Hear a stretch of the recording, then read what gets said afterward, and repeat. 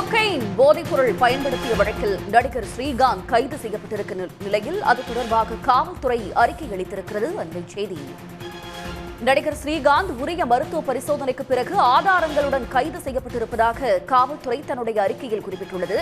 அதிமுக நிர்வாகி பிரசாந்த் கடந்த 3 ஆண்டாக போதைப்பொருள் விற்பனை செய்து வந்திருப்பதாகவும் தெரிய வந்திருப்பதாக அறிக்கையில் குறிப்பிடப்பட்டிருக்கிறது. அதிமுக நிர்வாகி பிரசாந்த், அஜய் வாண்டையார் கூட்டாளிகள் இணைந்து இந்த மோசடியில் ஈடுபட்டிருப்பதாக தெரிவிக்கப்பட்டுள்ளது. பிரசாந்துக்கு பிரதீப், கானா நாட்டைச் சேர்ந்த ஜான் கொக்கைன் விற்றிருப்பதாகவும் தெரிய வந்திருப்பதாக அறிக்கையில் குறிப்பிடப்பட்டுள்ளது.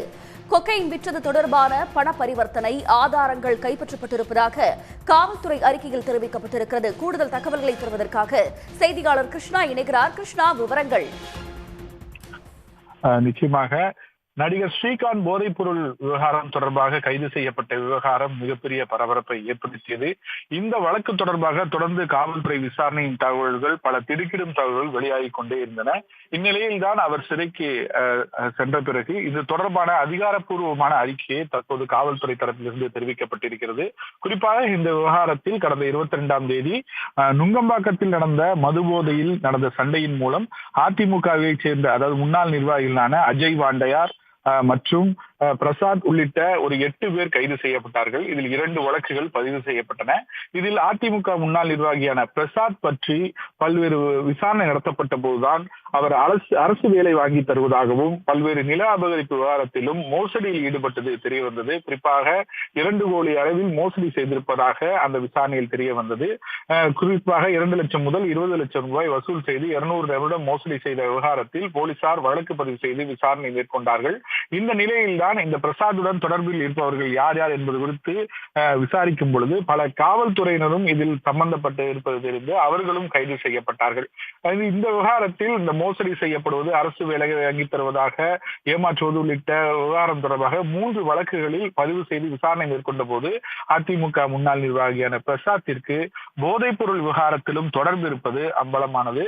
இதன் மூலமாக விசாரிக்கும் பொழுதுதான் நடிகர் ஸ்ரீகாந்த் கைது செய்யப்பட்டிருப்பதாக போலீசார் தெரிவித்திருக்கிறார்கள். குறிப்பாக பிரதீப் மற்றும் கானா நாட்டைச் சேர்ந்த ஜான் இவர்கள் மூலமாக பெங்களூரில் இருந்து கொக்கைன் பொருளை கடந்த 3 வருடங்களாக வாங்கி இதுபோன்று நடிகர் ஸ்ரீகாந்துக்கு மட்டுமல்லாமல் பலருக்கும் அவர் கொடுத்ததும் தெரிய வந்திருக்கிறது. இதற்காக விருந்துகள், பல சொகுசு விருந்துகள் இவர் நடத்தி இருப்பதையும் விசாரணையில் தெரிய வந்திருக்கிறது. இவை அனைத்தையும் தற்போது அதிகாரப்பூர்வமாக சென்னை காவல்துறை வெளியிட்டிருக்கிறது. இந்த விவகாரத்தை பொறுத்தவரையில் வெறும் மது போதையில் நடந்த சண்டை மட்டுமல்லாது நடிகர்கள் பலருக்கும் இவர்கள் போதைப் பொருள் சப்ளை செய்த விவகாரமும் தெரிய வந்திருக்கிறது. அதே நேரத்தில் நில அபகரிப்பு விவகாரங்களில் அதிமுக முன்னாள் நிர்வாகிகள் ஈடுபட்டு அதிலும் வழக்கு என்பது பதிவு செய்யப்பட்டு தீவிர விசாரணை நடைபெற்று வருவதாக தெரிவித்திருக்கிறார்கள்.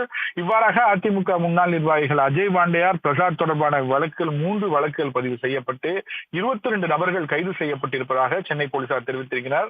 அதில் அதிக வழக்குகளில் சம்பந்தப்பட்டவர்கள் மீது குண்டர் தடுப்பு சட்டத்திலும் கைது நடவடிக்கை மேற்கொள்ளப்பட்டுள்ளதாக சென்னை காவல்துறை தெரிவித்திருக்கிறது.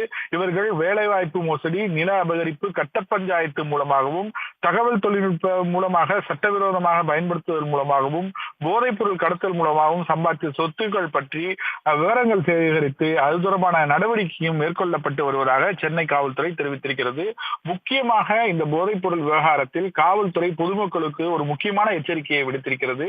மது விருந்துகளில் போதைப் பொருள் யாரேனும் பயன்படுத்தினால், அவர்கள் பயன்படுத்தாவிட்டாலும் அவர்கள் கண் முன்னே யாரேனும் பயன்படுத்துவது தொடர்பாக காவல்துறைக்கு தகவல் தெரிவிக்காவிட்டால் அந்த நபர்கள் மீதும் போலீசார் நடவடிக்கை எடுப்பார்கள் என்ற எச்சரிக்கையை பொதுமக்களுக்கு போலீசார் விடுத்திருக்கின்றனர்.